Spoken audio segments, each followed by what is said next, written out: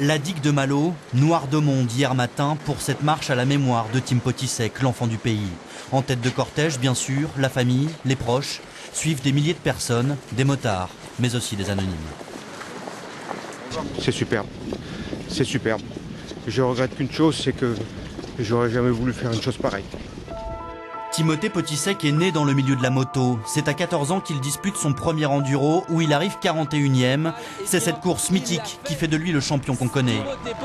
Le 5 février 2006, Tim remporte son premier titre, devenant l'adversaire d'Arnaud de Mester, jusque-là le patron de l'épreuve.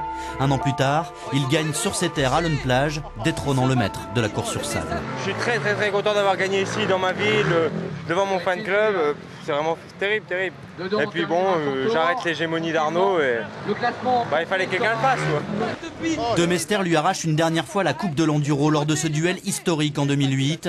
Mais il y a 10 mois, Tim Potisek reprend les commandes et connaît son deuxième succès sur cette course qui devient la sienne. Tout le monde est là pour l'acclamer. Timothée Potisek, vainqueur de l'Enduropal 2009. Bravo. C'est fait. Bravo. Voilà, vraiment, je pleurais sous mon casque, ça m'est jamais arrivé. Les dernières images du Dunkerquois en course, c'était au Beach Cross de Berck il y a moins d'un mois.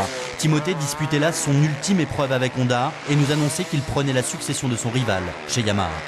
Ils ont vraiment envie de s'investir derrière moi. Ils avaient un pilote qui était Arnaud de Mester et qui arrête, donc ça laissait une place libre. Et autant eux que moi, on avait la motivation similaire pour pouvoir atteindre nos objectifs et c'est ce qui nous a permis de conclure. Malheureusement, Timothée Potisek n'aura pas pu briller sous ses nouvelles couleurs. Tim, qui était au top, avait toute sa carrière devant lui. Sa famille, Dunkerque, la région, l'enduro, les motards, viennent de perdre brutalement un champion en pleine ascension.